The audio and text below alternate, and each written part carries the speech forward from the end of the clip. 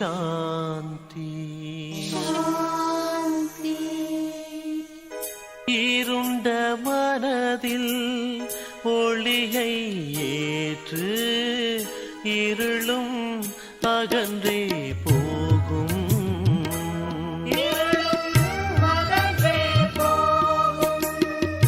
நீயோராத்மா சரீரம் அல்ல, பரமாத்மாவின் செல்வம். திவ்ய குணங்களை தாரணை செய்து யோகியாவாய் கண்ணே. ஓம் சாந்தி. அனைவருக்கும் இனிய காலை வணக்கம். காலை முரளி 27/4/2026 பாப்தாதா மதுபன். பாபா சொல்றாங்க, இனிமையான குழந்தைகளே, நீங்கள் மலர்களாகி அனைவருக்கும் சுகம் தர வேண்டும். மலர்களாகிய குழந்தைகளின் வாயிலிருந்து ரத்தினங்களே வெளிவர வேண்டும். கேள்வி: மலர்களாக ஆகக்கூடிய குழந்தைகளுக்கு பகவானுடைய எந்த அறிவுரையின் மூலம் அவர்கள் எப்போதும் மனம் வீசக்கூடியவர்களாக இருப்பார்கள்? பதில்: ஓ எனது மலர் போன்ற குழந்தைகளே, நீங்கள் தனக்குள் பாருங்கள். எனக்குள் எந்த அசுரத்தனமான தீய குணம் என்ற முள் இல்லை அல்லவா? ஒருவேளை உள்ளே ஏதாவது முள் இருந்தது என்றால் பிறருடைய அவகுணங்களின் மூலம் நமக்கு வெறுப்பு ஏற்படுவது போல தனது அவகுணத்தின் மீதும் வெறுப்பு ஏற்பட வேண்டும். அப்போதுதான் முள் வெளியேறும். தன்னைத்தான் கண்காணித்தபடி இருங்கள். மனம் சொல் செயலால் தண்டனையை அனுபவிக்க வேண்டிய அளவு எந்த பாவ கர்மமும் ஆவதில்லை தானே. பாருங்க, இன்னைக்கு கேள்வியே ரொம்ப அழகா இருக்குது. மலராக கூடிய குழந்தைங்க என்ன பண்ணுமா? தன்னை தானே பார்க்கணும். நமக்குள்ளார எந்த மோசமான முள் இல்லையா? ஏன்னா மற்றவங்களை பார்க்கறது ஈஸி. மற்றவங்கள்ட்ட தப்பு இருந்தா எப்படி ஒரு வெறுப்பு ஏற்படுதோ அதே போல நமக்குள்ளார ஏதாவது தீய குணம் இருக்குது தானே. எத்தனையோ தர கோவப்படுறோம், வெறுப்பாகிறோம். இந்த மாதிரி நமக்குள்ளார தீய குணம் வெளிப்படும் பொழுது நம்ம மேலேயும் நமக்கு கோபம் வரணும், வெறுப்பு வரணும். அப்பதான் நாம என்ன பண்ணுவோம்? அதன் மேல கவனம் வச்சு அந்த முள்ளை நாம வெளியேற்றுவோம். அதனால பாபா சொல்றாங்க, நாளைக்கு தண்டனையை அனுபவிக்கிற நிலைமை நமக்கு வரக்கூடாதுன்னா இப்ப நாம நம்ம மேல கவனம் செலுத்தணும். ஓம் சாந்தி. ஆன்மீக குழந்தைகளுக்கு ஆன்மீக தந்தை புரிய வைக்கிறார். இந்த சமயம் ராவண ராஜ்யமாக இருப்பதால் மனிதர்கள் அனைவரும் தேக அபிமானியாக இருக்கிறார்கள். ஆகையால் அவர்கள் காட்டு முள் எனப்படுகின்றனர். இதை யார் புரிய வைப்பது? எல்லைக்கு அப்பாற்பட்ட தந்தை. அவர் இப்போது முட்களை மலர்களாக ஆக்கி கொண்டிருக்கிறார். அவ்வப்போது மாயை மலராக ஆகி கொண்டிருக்கும் போதே முள்ளாக ஆக்கிவிடுகிறது. இது முள் நிறைந்த காடு என்றே சொல்லப்படுகிறது. இதில் பலவிதமான மிருகங்கள் போன்ற மனிதர்கள் வசிக்கின்றனர். மனிதர்கள் தான், ஆனால் ஒருவருக்கொருவர் மிருகங்களைப் போல சண்டையிட்டு கொண்டபடி இருக்கின்றனர். அது மட்டும் இல்லாம வீட்டுக்கு வீடு சண்டை மிகுந்திருக்கிறது. விஷக்கடலில் தான் அனைவரும் இருக்கின்றனர். இந்த முழு உலகமும் மிக பெரிய விஷக்கடலாக உள்ளது. அதில் மனிதர்கள் அடி வாங்கியபடி உள்ளனர். இதுதான் தூய்மையற்ற பிரஷ்டாச்சாரி கீழான உலகம் எனப்படுகிறது. இப்போது நீங்கள் முள்ளிலிருந்து மலர்களாக ஆகி கொண்டிருக்கிறீர்கள். தந்தை தோட்டக்காரர் எனவும் அழைக்கப்படுகிறார். தந்தை வந்து புரிய வைக்கிறார். கீதையில் உள்ளது. ஞானத்தின் விஷயங்கள் கீதையிலும் இருக்கிறது. மற்றபடி மனிதர்களின் நடத்தை எப்படி இருக்கிறது பாருங்கள். பாகவதத்தில் கூட இது குறித்து வர்ணனை உள்ளது. என்னென்ன விஷயங்களை எழுதியிருக்காங்க. சத்தியகத்துலலாம் இப்படி சொல்ல மாட்டாங்க. ஏன்னா பாகவதத்துல இந்த மாதிரி காரியம் செஞ்சா இந்த மாதிரி உங்களுக்கு தண்டனை கிடைக்கும் அப்படின்னு ரொம்ப பயங்கரமான விஷயங்கள் எழுதியிருக்காங்க. சத்தியத்துல இதெல்லாம் நடக்காது. ஏன்னா அங்க தீய காரியங்கள், பாவ காரியங்கள் யாருமே செய்ய மாட்டாங்க. பாபா சொல்றாங்க, மலர்களாக ஆகி பின் முட்களாக ஆகிவிடுகின்றனர். இன்னைக்கு பாத்தீங்கன்னா மலர் ஆகுறாங்க, நாளைக்கு மாயையுடைய பிரபாவம் வந்தோன்னு முள்ளாயிடுறாங்க. இன்னைக்கு நல்லா இருக்காங்க, பிறகு மாயையுடைய புயல் வந்துருது, அமர்ந்தபடியே மாயை மோசமான நிலைமைக்கு தள்ளிடுது. நான் உங்களை உலகத்தின் எஜமானனா ஆக்குறேன் அப்படின்னு இப்ப பாபா சொல்லிக்கிட்டே இருக்காங்க. நீங்க உலகின் எஜமானரா இருந்தீங்க அப்படின்னு பாபா பாரதவாசிகளுக்கு புரிய வைக்கிறாங்க இல்லையா. பாரதவாசிகள் யாரு? நாமே இல்லையா. நாம தான் பாரதத்துல, அதாவது சொர்க்கத்துல வாழ்ந்தோம். இப்ப பாபா நமக்கு மீண்டும் அந்த விஷயத்த புரிய வச்சு ஞாபகப்படுத்துறாரு. நீங்கள் உலகின் எஜமானராக இருந்தீர்கள், நேற்றைய விஷயமாகும். லக்ஷ்மி நாராயணுடைய ராஜ்யம் இருந்தது, வைரம் வைடூரியங்களால் ஆன மாளிகைகள் இருந்தன, அது அல்லாவின் தோட்டம் என்றே சொல்கின்றனர். பாபா சொல்றாங்க, இப்ப இங்க இருக்கிறது வனம், பிறகு தோட்டமும் இங்கேயே இருக்கும். பாரதம் சொர்க்கமாக இருந்தது, அதில் மலர்களே நிறைந்திருந்தன இல்லையா. முதல்ல பாரதம் சத்தியுகமா இருந்துச்சு, மலர்களே நிறைஞ்சிருந்துச்சுன்னா என்ன அர்த்தம்?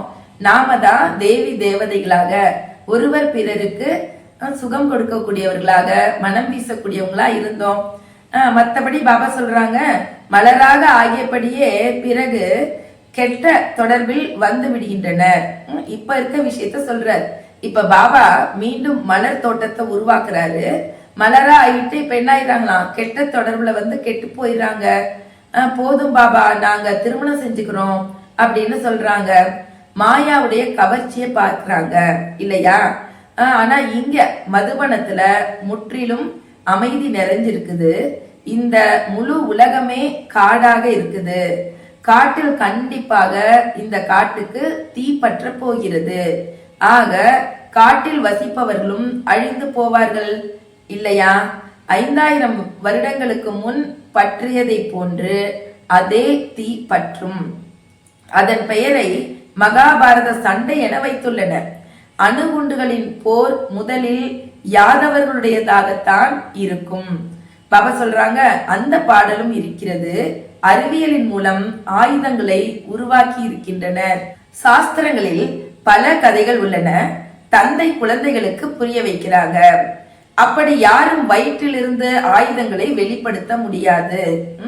அதாவது வயிற்றிலிருந்து ஏவுகணை வந்துச்சு அப்படின்னு காட்டுறாங்க இல்லையா, அந்த மாதிரி எல்லாம் இல்ல.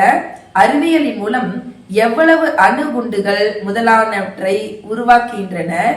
2 குண்டுகள் போட்டாலும் எவ்வளவு நகரங்கள் அழிந்துவிடும், எவ்வளவு மனிதர்கள் இறக்கின்றார்கள், லட்சக்கணக்கானவர்கள் இறந்திருப்பார்கள். பாபா சொல்றாங்க, நடக்கிற போரை வச்சு சொல்றாரு, 2 குண்டுல எத்தனை பேர் செத்துருக்காங்க. இப்போ இந்த இவ்வளோ பெரிய காட்டுல கோடிக்கணக்கான மனிதர்கள் இருக்கின்றனர், இதில் தீ பற்ற போகிறது. சிவபாபா புரிய வைக்கிறாங்க, எனினும் கூட தந்தை இரக்க மனமுடையவர், தந்தையே அனைவருக்கும் நன்மை செய்ய வேண்டும். பாபா சொல்றாங்க, எங்க போறாங்க? தீ பிடிப்பதை பார்த்தார்கள் என்றால் பிறகு தந்தையிடம்தான் வந்து சரணடைவார்கள். தந்தை அனைவருக்கும் சத்கதி வழங்கும் வள்ளலாவார். தந்தை பிறப்பு இறப்புக்கு அப்பாற்பட்டவர், அவரை பிறகு எங்கும் நிறைந்தவர் என்று சொல்லிவிடுகின்றனர். பாபா சொல்றாங்க, இப்ப நீங்க சங்கம யுகத்தவர்கள், உங்கள் புத்தியில் முழுமையான ஞானம் உள்ளது. நண்பர்கள் உறவினர்களுடன் உறவையும் பராமரிக்கணும். அவர்களுக்குள் அசுர குணங்கள் உள்ளன, உங்களுக்குள் இருப்பது தெய்வீக குணங்கள். பாபா சொல்றாங்க, உங்களுடைய வேலைய மற்றவர்களுக்கு கூட, அதாவது உங்க வேலையே மற்றவர்களுக்கும் கற்பிக்கணும். மந்திரத்தை கொடுத்து கொண்டே இருங்கள். ஞாபகம் இருக்கு இல்லையா, நம்ம என்ன மந்திரம் கொடுக்கணும்? மன்மனா பவ, மனசால அவரையே நினைச்சிட்டு இருக்கணுங்கிற மந்திரத்தை கொடுக்கணும். கண்காட்சிகளின் மூலம் நீங்கள் எவ்வளவு புரிய வைக்கிறீர்கள். பாரதவாசிகள் 84 பிறவிகள் முழுமையாக அடைந்திருக்கிறீர்கள். இப்போது மனிதனிலிருந்து தேவதைகளாக ஆக்குவதற்காக பாபா வந்திருக்கிறாங்க. அதாவது நரகவாசி மனிதர்களை சொர்க்கவாசிகளாக ஆக்குகின்றார். பாபா நரகவாசி மனுஷங்களை சொர்க்கவாசி ஆக்குறாருன்னா என்ன அர்த்தம்? இப்ப நாம தான் முள்ளானவங்க மலராயிட்டு இருக்கோம். இன்னும் நம்ம பாபாவுக்கு ரொம்ப வேலை கொடுக்க கூடாது. சீக்கிரம் நாமளே என்ன ஆகணுமா, சொர்க்கவாசி தேவதையா. ஏன்னா பாபா நமக்கு புரிதலை கொடுத்துட்டாரு. இப்ப நாம என்ன செய்யணும்? சுயம் தன்னைத்தான் சோதனையிட்டு நம்மளை நாமளே மாத்திக்கிட்டு மலரான தேவதைகளாக மாறணும். பாபா சொல்றாங்க, தேவதைகள் சொர்க்கத்தில் இருப்பார்கள். இப்போது தனக்கு அசுர குணங்களின் மீது உங்களுக்கே உங்க அசுர குணங்களின் மீது வெறுப்பு ஏற்படணும். தனக்குள் பார்க்கணும், நாம தெய்வீக குணங்கள் நிறைந்தவராக ஆகி இருக்கிறோமா? நமக்குள்ளார எந்த தீய குணங்களும் இல்லதானே? மனம் சொல் செயலால் அசுரத்தனமான வேலை ஆகும்படி நான் ஏதாவது பாவ கர்மம் செய்யலதானே? எவ்வளவு செக் பண்ண சொல்றாருப்பாங்க.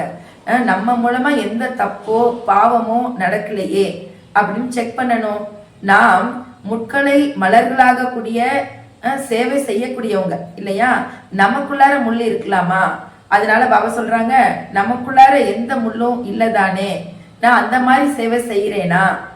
பாபா மலர் தோட்டக்காரர், பிரம்மா குமார் குமாரிகளாகிய நீங்கள் இந்த தோட்டத்தின் வேலைக்காரர்கள். பாபா சொல்றாங்க, வேலைக்காரர்கள் கூட விதவிதமா இருக்கிறாங்க இல்லையா? நம்மளும் எப்படி இருக்கோம்? எல்லாரும் ஒரே போல இல்ல. சிலரோ ஒன்றும் அறியாதவர்களாக இருக்கிறாங்க. யாரையும் தனக்கு சமமா அவங்களால ஆக்க முடியல. கண்காட்சியில தோட்டக்காரர் போக மாட்டார். ஒரு மலர் கண்காட்சிக்கு எஜமானர் போக மாட்டார், தோட்டத்துல வேலை பார்க்கறவங்க தான் போவாங்க. அதே போல பாபா சொல்றாங்க, இங்க பாபா எல்லா சேவைக்கும் வர முடியாது. தோட்ட வேலைக்காரர்கள் யாரு? நாம தான். இந்த தோட்ட வேலைக்காரர் இங்க மெயினா பாத்தீங்கன்னா சிவபாபா விட்டுட்டு எல்லாருமே தோட்ட வேலைக்காரர். ஆனாலும் இந்த பிரம்மா பாபா சிவபாபா கூட இருக்கிறதுனால அவராலையும் வெளியில செல்ல முடியாது. தோட்ட வேலைக்காரர்களாகிய நீங்கள் சேவை செய்வதற்காக செல்கிறீர்கள். நல்ல நல்ல வேலைக்காரர்களை தான் என சேவைக்கு அழைப்பாங்க. எதுவும் தெரியாதவர்களை அழைக்காதீர்கள் என பாபா கூட சொல்றாங்க. பாபா யார் பெயரையும் குறிப்பிடுறது இல்லை இல்லையா? ஏன்னா பாபாவுக்கு தெரியும் ஒவ்வொருத்தருக்கும் ஒவ்வொரு விதமான திறமை இருக்குது. ஆனா எதுவும் தெரியாம போய் நின்றுகிட்டு பாபா பார்த்துக்குவாருன்னு சொல்லி என்ன பண்ணக்கூடாது, தப்பு தப்பா சொல்லி சேவைய டிஸ்சர்வீஸா ஆக்கிடக்கூடாது. அதனாலே பாபா சொல்றாங்க, ஒன்றும் தெரியாதவங்கள அனுப்ப வேண்டாம், அவங்களுக்கு வேற சேவை கொடுங்க. ஏன்னா மூன்றாம் தர வேலைக்காரர்களும் இருக்காங்க இல்லையா? யார் நல்ல நல்ல மலர்களை உருவாக்குகின்றனரோ அவர்களையே தோட்டக்காரர் கூட விரும்புவாரு. இங்க கூட அப்படிதான் இல்லையா? பாபா கூட என்னது, யாரு நல்லா சேவை செய்யறாங்களோ, அழகா புரிய வச்சு அநேகரை பாபா குழந்தைய ஆக்குறாங்களோ அவங்க மேல பாபாவுக்கும் ஒரு விருப்பம் இருக்கும். பாபா சொல்றாங்க, இங்க வாயிலிருந்து எப்பொழுதும் யாரு, நாம தோட்டத்துல வேலை செய்யறவங்க, நம்ம வாயிலிருந்து எப்பொழுதும் ஞான ரத்தனங்களே வெளிவர வேண்டும். யாரேனும் ரத்தினங்களுக்கு பதிலாக கற்களை வெளிப்படுத்தினார்கள் என்றால் பாபா என்ன சொல்லுவாங்க, சிவனுக்கு எருக்க மலர்களையும் கூட சூடுறாங்க இல்லையா? ஆக சிலர் இப்படியும் கூட அமைஞ்சிடுறாங்க. அது எருக்கம் பூ போல பாபாவுடைய சேவை செய்யறதுல சில பேர் இந்த மாதிரி இருக்காங்கன்றார் பாபா. முட்கள் போன்றவர்கள் கூட வர்றாங்க. பாபா சொல்றாங்க, பிறகு காட்டிற்கு சென்று விடுகின்றனர். தன்னை மாத்திக்கவே இல்லை அப்படின்னா என்ன அர்த்தம்? அப்புறம் திரும்ப அவங்க பழைய உலகத்துக்கே போயிடுவாங்க. சதோ பிரதானம் அடைவதற்கு பதிலாக இன்னும் கூட தமோ பிரதானம் ஆகி செல்கின்றனர். பிறகு அவர்களுடைய கதி என்ன ஆகுது? பாபா சொல்றாங்க, ஒன்று நான் சுயநலமற்று இருக்கின்றேன், மற்றொன்று பரோபகாரியாக இருக்கின்றேன். என்னை நிந்தனை செய்யக்கூடிய பாரதவாசிகளுக்கு நான் பரோபகாரம் செய்கின்றேன் இல்லையா? நம்ம தெரிஞ்சோ தெரியாமலோ பாபாவுக்கு நம்ம நிறைய நிந்தனை பண்ணிட்டோம். சர்வ வியாபின்னு சொல்லிட்டோம், கடவுளால எல்லாம் செய்ய முடியும், என்னென்னமோ சொல்லிட்டோம். ஆனா பாபா நம்மளதான் செலக்ட் பண்ணி, ஏன்னா நாம சொல்லிட்டு நாம இப்ப பாபா குழந்தைங்களாயிட்டோம். செஞ்சது தப்பு நம்ம மட்டும் இல்லை. இப்ப என்ன பண்றோம், நம்ம சொன்னதை கேட்டு அநேகர் அதை பின்பற்றிட்டு இருக்காங்க. அதனால பாபா சொல்றாங்க, எனக்கு நிந்தனை பண்ணவங்களுக்கு தான் நான் முதல்ல பர உபகாரம் பண்றேன். நான் இந்த சமயத்தில் வந்து பாரதத்தை சொர்க்கமாக மாற்றுகின்றேன். பாபா சொல்றாங்க, சொர்க்கத்திற்கு வாருங்கள் என அழைத்தால் நாங்கள் இங்கே சொர்க்கத்தில் தானே இருக்கிறோம் அப்படிங்கிறாங்க. அட, சொர்க்கம் இருப்பது சத்தியுகத்தில், பிறகு கலியுகத்தில் சொர்க்கம் எங்கிருந்து வந்தது? கலியுகம் நரகம் என்றுதான் அழைக்கப்படுகிறது. பழைய தமோ பிரதானமான உலகமாக இருக்கிறது. இங்க சொர்க்கம் எங்கே இருக்கும் என மனிதர்களுக்கு தெரியவே தெரியாது. பாபா சொல்றாங்க, சொர்க்கம் ஆகாயத்தில் இருப்பதாக அவங்க புரிஞ்சிட்டு இருக்காங்க. சிவபாபா தில்வாடா கோயில் போன்ற சொர்க்கத்துல அவங்க என்ன பண்றாங்க, தில்வாடா கோயில்ல சொர்க்கத்தை மேல காட்டியிருக்காங்க, கீழே தபஸ் செஞ்சிட்டு இருக்காங்க. அதனால மனுஷங்க என்ன நினைக்கிறாங்கன்னா, இன்னார் சொர்க்கத்துக்கு சென்று விட்டார், அதாவது என்ன, சொர்க்கம் மேல இருக்கு, அவர் மேல போயிட்டாரு, சொர்க்கம் எங்க இருக்கிறது, சொர்க்கவாசி ஆனார் என அனைவருக்காகவும் சொல்றாங்க. பாபா சொல்றாங்க, இது விஷக்கடலாக உள்ளது, பார்க்கடல் என விஷ்ணுபுரிக்கு சொல்லப்படுகிறது. அவர்கள் பிறகு பூஜைக்காக ஒரு பெரிய குளத்தையே உருவாக்கிட்டாங்க, அதில் விஷ்ணுவை அமர்த்தி இருக்கிறாங்க. இப்ப குழந்தைகளாகிய நீங்க சொர்க்கத்திற்கு செல்வதற்கான ஏற்பாடு செஞ்சிட்டு இருக்கீங்க இல்லையா, உங்களை நீங்க தயார் பண்ணிட்டு இருக்கீங்க. ஏன்னா சொர்க்கத்தை தயார் பண்ணுவது, ஸ்தாபனை செய்வது பாபாவுடைய வேலைனாலும் அங்க யார் இருப்பாங்க, தேவதைகள் இருப்பாங்க. அப்ப தேவதைகளா இப்ப தன்னை மாத்திக்க கூடிய ஏற்பாடுல குழந்தைங்க எல்லாம் மூழ்கி இருக்காங்க அப்படின்னு பாபா சொல்றாங்க. பாபா சொல்றாங்க, அங்க பாலாறு ஓடும், இப்போ குழந்தைகளாகிய நீங்கள் மலர்களாக ஆகியபடியே இருங்க. நாளுக்கு நாள் உங்களுக்குள்ளார குணங்களின் வளர்ச்சி ஏற்பட்டுக்கிட்டே இருக்கணும். இவர் முள்ளாக இருக்கிறார் என்று யாராவது சொல்லும் அளவுக்கு எந்த விதமான நடத்தையும் இருக்கவே கூடாது. எப்போதும் மலராக ஆவதற்கான முயற்சி செஞ்சுக்கிட்டே இருங்க. மாயா முள்ளாக ஆக்குது, ஆகையால் தன்னை மிகவும் பாதுகாப்பா வச்சுக்கணும். பாபா சொல்றாங்க, இல்லற விஷயங்கள்ல இருந்தபடியே தாமரை மலர் போல் தூய்மையா ஆகணும். இப்ப தோட்டக்காரரான பாபா முள்ளில் இருந்து மலராக ஆக்குவதற்காக வந்திருக்காங்க. நாம மலர் ஆயிருக்கோமா அப்படின்னு நம்மளை நாம சோதனையிடணும் இல்லையா. நமக்கே தெரியும் நம்மளுடைய பலகீனங்கள் என்னன்னு. இப்ப புதுசா நமக்குள்ளார என்னென்ன நல்ல விஷயங்கள் வந்திருக்கு செக் பண்ணுங்க. ஏன்னா நல்லது வந்துச்சுன்னா ஆட்டோமேட்டிக்கா என்ன ஆயிடும், தீய குணம் விலகிடும். அதனால செக் பண்ணுங்க மலராயிட்டு இருக்கோமான்னு. மலர்களைக்கான பாபா சொல்றாங்க, மலர்களை தான் சேவைக்காக அங்கும் இங்கும் அழைத்தபடி இருப்பாங்க இல்லையா. யாரு நல்லா அட்ஜஸ்ட் பண்ணிக்கிறாங்களோ, யாரு தெளிவா புரிய வைக்கிறாங்களோ, யார் கலைப்படையாம சேவை பண்றாங்களோ அப்படிப்பட்டவங்களை தானே சேவைக்கு கூப்பிடுவாங்க. பாபா ரோஜா மலரை அனுப்புங்கள் என்கிறார்கள். பாபா சொல்றாங்க, என்னென்ன மாதிரியான மலர் உள்ளது என கவனிக்கப்படுகிறது அல்லவா. மற்றும் நான் வருவதே உங்களுக்கு ராஜயோகத்தை கற்பிப்பதற்காக அப்படின்னு பாபா சொல்றாங்க. இந்த கதை சத்திய நாராயணுடைய கதையாகும், சத்திய பிரஜைகளுடையது அல்ல. ராஜா ராணியாக ஆவார்கள் என்றால் பிரஜைகளும் ஆவார்கள் என்பது புரிந்த விஷயமாகும். ஆனாலும் பாபா என்ன பண்றது இல்ல, நான் பிரஜைகளை உருவாக்க வந்திருக்கிறேன்னு ஒரு நாளும் சொன்னதில்லை. ராஜா ராணி இருக்காங்கன்னா பிரஜைகள் இருப்பாங்க. ஆனா குழந்தைகளாகி உங்களுடைய நோக்கம் என்னவாக இருக்கணும்னா, நான் ராஜா ராணி ஆகணும். பாபா சொல்றாங்க, ராஜா ராணி மற்றும் பிரஜைகள் எப்படி வரிசை கிரமமாக ஆகுறாங்க அப்படிங்கிறத இப்ப நீங்க புரிஞ்சுக்கிறீங்க. எப்படி வரிசை கிரமமா இருக்கிறாங்க. தம்மிடம் சில பேர் பார்த்தா சொல்றாங்க, தம்மிடம் 2 ரூபாயோ 5 ரூபாயோ கூட சேமிப்பு இல்லாத ஏழைகள் என்னதான் கொடுப்பாங்க. 1000 ரூபாய் கொடுப்பவர்களுக்கு கிடைக்கும் அளவு அவர்களுக்கும் கிடைக்கிறது. நிறைய காசு இருக்கவங்க 1000 ரூபாய் 500 ரூபாய் கொடுத்தாங்கன்னா ஒன்னும் இல்லாத ஏழைங்க, அவங்க டெய்லி கிளாஸ்க்கு வரதே பாபா சொல்றாங்க 2 பேர் ஈக்குவல் தான் இல்லையா. நேரத்தை ஒதுக்கி செலவு பண்ணி கிளாஸ்க்கு வராங்கன்னா அவங்களுக்கு இவங்களுக்கும் ஒரே அளவே கிடைக்கும்னு சொல்றாரு பாபா. அதாவது பதவி மற்றும் பாபாவுடைய ஆஸ்தி. பாரதம் அனைத்தையும் விட ஏழையாக இருக்கிறது. பாரதவாசிகளாகிய நாம் சொர்க்கவாசிகளாக இருந்தோம் என யாருக்கும் நினைவில்லை. பாபா சொல்றாங்க, தவளைகள் கொரு என சப்தம் இடுவது போல தேவதைகளின் மகிமையை பாடுறாங்க. சும்மா பாடுறாங்க. ஆனா என்ன சொல்றாரு பாபா, அவங்களுக்கு எந்த புரிதலும் இல்லை. இன்னும் தேவதைகள் என்னவோ மேல இருக்காங்க, சம்பந்தமே இல்லை, என்ன அவங்கள போல ஆகலாம் முடியாது. ஆனா அவங்களுடைய மகிமை மட்டும் சும்மா பாடுறாங்க. பாபா சொல்றாங்க, அவங்க எதையுமே புரிஞ்சுக்கொள்ள முடியல அவங்களுக்கு. வானம்பாடி பறவை எவ்வளவு இனிமையாக குரல் கொடுக்குது, ஆனா அதுல அர்த்தம் எதுவும் இருக்காது. இன்றைய நாட்களில் கீதையை சொல்பவர்கள் எவ்வளவு பேர் இருக்காங்க. தாய்மார்கள் கூட வெளிப்பட்டிருக்காங்க. கீதை மூலம் எந்த தர்மம் ஸ்தாபனை ஆகிறது இதை பற்றி ஒரு சிறிதளவும் தெரியாது. கொஞ்சம் ஏதாவது யாரேனும் மந்திர தந்திரங்கள் செய்தால் போதும் இவர் பகவான் என புரிந்து கொள்வார்கள் இல்லையா. யாராச்சும் சாமியார் பார்த்தீங்கன்னா அவ்வளோதான், நம்மளை பார்த்தாலே குங்குமம் கொடுக்குறாரு, லிங்கம் கொடுக்குறாரு அப்படின்னா போதும், அவர் வந்து பகவான்னு புரிஞ்சுக்கிறாங்க. பதீத்த பாவனான்னு பாடுறாங்க. ஆக அவங்க புரிஞ்சுக்கணும் இல்லையா, நாம தான் தூய்மையற்றவங்களா இருக்கோம் அப்படின்னு. தந்தை சொல்றாங்க, விகாரத்துல செல்வது என்பது முதல் நம்பர் பத்தீதம். விகாரத்துல போறதுதான் நம்பர் 1 தூய்மையற்ற தன்மை. இந்த முழு உலகமுமே இப்ப பத்தீத்தமாக இருக்கிறது. ஓ பத்தீத்த பாவனா வாருங்கள் என அனைவரும் கூக்குரல் இடுறாங்க.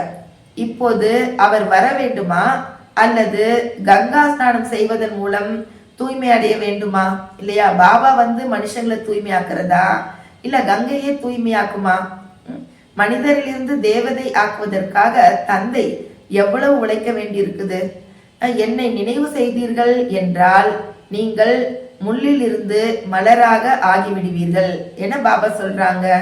அது மட்டும் இல்லாம பாபா சொல்றாங்க, வாயிலிருந்து ஒரு பொழுதும் கற்களை வெளிப்படுத்தாதீர்கள், மலராக ஆகுங்கள். இதுவும் கூட படிப்பல்லவா இல்லையா? சில பேர் இன்னும் பாபா குழந்தைகளாக இருந்து என்ன பண்றாங்க, வெடுக்கு வெடுக்குன்னு பேசுறாங்க, சின்ன சின்ன தப்புக்கெல்லாம் முகத்தை காட்டுறாங்க. நம்ம கொஞ்சம் நம்மளை நாமளே பார்க்கணும், அந்த மாதிரி குணம் நம்ம கிட்ட இருக்குதா? ஒருத்தருடைய தப்பு நமக்கு பிடிக்க மாட்டேங்குது, எத்தனை தடவை சொல்றது அப்படின்னு சொல்லி நம்ம வேகப்படுறோம். ஒரு நிமிஷம் நம்மளை பார்க்கலாமே. பாபா நமக்கு எத்தனை தடவை சொல்லியிருக்காரு, சொல்லாத நாளே கிடையாது, ஆத்ம அபிமானி ஆகுங்கள், என்னையே நினைவு பண்ணுங்கன்னு பாபா எத்தனை தடவை சொல்லியிருப்பாங்க. ஆனா நம்ம முழுசா கடைபிடிச்சிட்டோமா? மற்றவங்களுக்கு மட்டும் 4வது தடவை சொல்லிட்டு அவங்க செய்யலைன்னா நமக்கு கோபம் வருது இல்லையா? அந்த மாதிரி நேரத்துல நாம நம்மளை பார்ப்போம், பாபா எனக்கு எவ்வளவு சொல்லியிருக்காரு, ஆனா எனக்கு அந்த அளவு மாற்றம் வந்துருச்சா? அப்ப நமக்கு மற்றவங்க மேல என்ன வராது, கோபமோ வெறுப்போ வராது. பாபா சொல்றாங்க, போக போக கிரகச்சாரம் பிடித்து கொண்டது என்றால் தோல்வி அடைஞ்சிடுறாங்க. நம்பகமானவரிலிருந்து நம்பகமற்றவராக ஆயிடுறாங்க. பிறகு நாம் பாபாவிடம் செல்லலாம் என சொல்றாங்க. அதாவது தப்பு பண்ணிட்டு விகாரத்துல போயிட்டு இல்ல வேற வேற தப்பு பண்ணிட்டு பரவாயில்ல பாபா கிட்ட போலான்னு சொல்றாங்க. பாபா சொல்றாங்க, இந்திர சபையில் அழுக்கானவர் வர முடியாது, இது இந்திர சபை அல்லவா? அதனால பாபா சொல்றாங்க, கூட்டிட்டு வர பிராமணி, அதாவது நிமித்தமான சகோதரிகள், அவங்களுக்கு மிக பெரிய பொறுப்பு இருக்குது. அவங்க அதாவது அழைச்சிட்டு வரவங்க விகாரத்துல போறாங்க அப்படின்னா பிராமணியினுடைய மீது கூட சுமை ஏற்படும். ஆகையால் கவனத்துடன் மற்றவர்களை அழைத்து வர வேண்டும். முன்னே செல்ல செல்ல நீங்கள் பார்க்க போகிறீர்கள், சாது சன்னியாசிகள் முதலான அனைவரும் வந்து வரிசையில் நின்று விடுவார்கள். இன்னைக்கு நாம வந்து மதுபன் போறது, பாபா சந்திப்பு, இதெல்லாம் நமக்கு ஈஸியா இருக்கு. இன்னும் போக போக பாத்தீங்கன்னா சாது சன்னியாசிங்க கூட வந்துருவாங்கன்னா என்ன அர்த்தம், மற்றவங்களும் வந்து நின்றுவாங்க. பாபா சொல்றாங்க, பீஷ்ம பித்தாமகர் முதலானவர்களின் பெயர்கள் உள்ளன அல்லவா? குழந்தைகளாகிய உங்களுக்கு விஷால புத்தி இருக்க வேண்டும். பாரதம் மலர் தோட்டமாக இருந்தது என நீங்கள் யாருக்கு வேண்டுமானாலும் சொல்ல முடியும். தேவி தேவதைகள் வசித்து கொண்டிருந்தனர். இப்பொழுதோ எப்படி இருக்காங்க, தேவி தேவதைகள் போலவா? எல்லாரும் எப்படி இருக்காங்க, முள்ளாக ஆயிட்டாங்க. உங்களுக்குள் 5 விகாரங்கள் உள்ளன அல்லவா? ராவண ராஜ்யம் என்றாலே காடு. இப்ப தந்தை வந்து முட்களை மலர்களாக ஆக்கிட்டு இருக்காரு. பாபா சொல்றாங்க, சிந்திச்சு பார்க்கணும். இப்ப நாம ரோஜா மலரா ஆகலைன்னா பிறவி பிறவிக்கும் நாம எப்படி இருப்போமா, எருக்க மலராவே இருந்துடுவோம். அது மட்டும் இல்லாம இந்த பிறவி இல்ல, கல்பமும் நாம எருக்க மலராவே இருந்துருவோம். அனைவரும் தமக்கு நன்மை செய்து கொள்ள வேண்டும் இல்லையா? உங்களுக்கு நன்மையை நீங்க தான் செய்ய முடியும். பாபா பரமாத்மா நமக்கு வழிதான் காட்டுவார். ஆனா நன்மைங்கிறது நான் விரும்பலைன்னா எனக்கு செய்ய முடியாது. அவரவர்கள் அவரவருக்கு நன்மை செய்யணும். பாபா சொல்றாங்க, இப்ப உங்களுக்கு ஸ்ரீமத் கிடைக்குது. சிவபாபாவுக்கு சகாயம் செய்ய போவதில்லை, தனக்கு சகாயம் செஞ்சுக்கோங்க. நான் பாபாவுக்கு ஹெல்ப் பண்றேன்னாதீங்க, உங்களுக்கு நீங்களே உதவி செய்யுங்க. ஸ்ரீமத் படி நடக்கணும். தோட்டத்துக்கு யார் சென்றாலும் மனம் வீசும் மலர்களைத்தான் பார்ப்பார்கள் இல்லையா? எருக்க மலர்களை பார்க்க மாட்டாங்க. மலர் கண்காட்சி நடக்குது இல்லையா? இதுவும் கூட மலர் கண்காட்சி. பாபா சொல்றாங்க, பாபா சென்டருங்கிறது ஒரு மலர் கண்காட்சி. அங்க கூட பாபா சொல்றாங்க, யார் வந்து மனம் வீசக்கூடியவங்களோ, யார் இடத்தில் தெய்வீக குணங்கள் இருக்குதோ அவங்க மேலதான் வர்றவங்களுக்கு பார்வை போகும். அதனால பாபா சொல்றாங்க, இப்ப உங்களுக்கு மிகப்பெரிய பரிசு கிடைக்குது.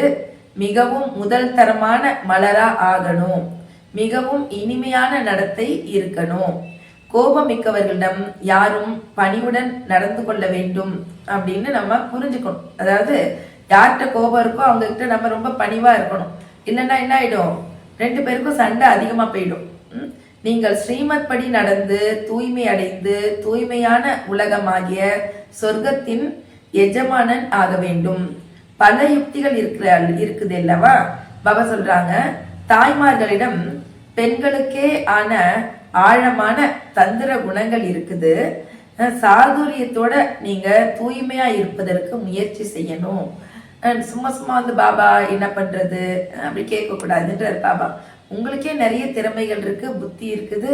ஏன்னா நீங்கெல்லாம் யாரு, புத்திவான் தந்தையுடைய குழந்தைங்க. நீங்களே சாதுரியமா என்ன பண்ணணும், கையாண்டு நீங்கள் தூய்மையா இருக்கணும். ஏன்னா கிடைக்க போற பரிசு மிகவும் உயர்ந்தது இல்லையா.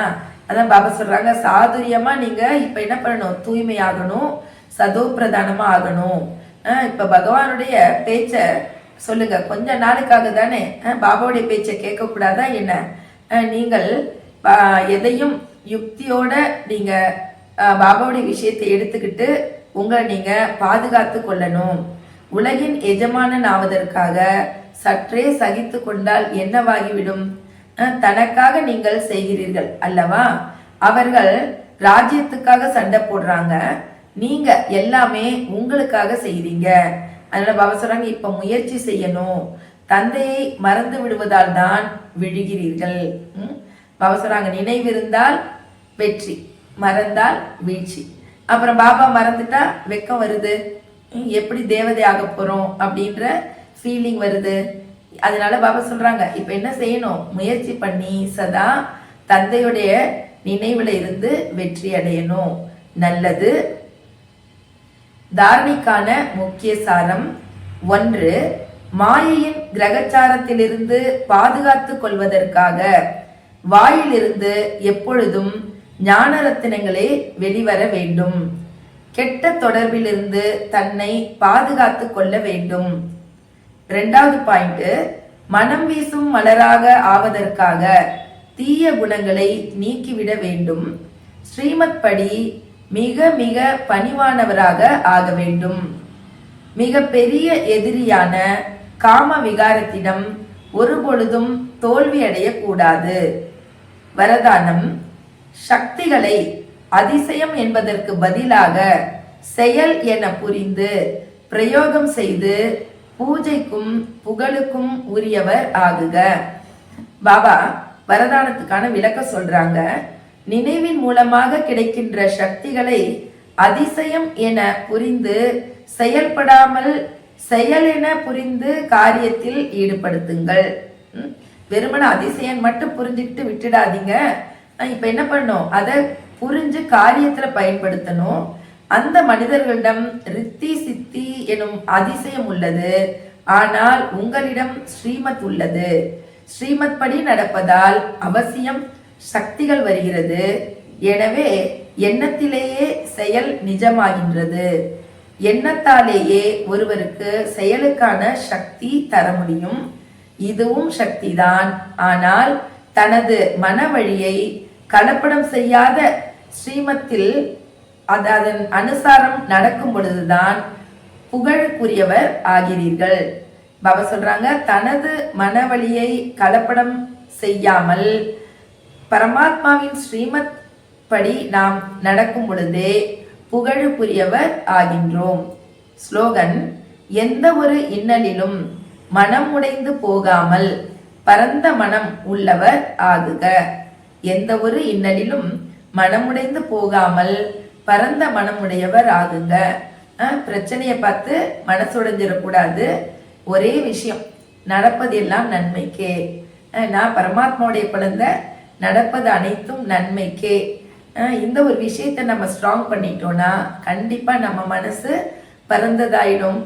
நல்லது. ஓம் சாந்தி.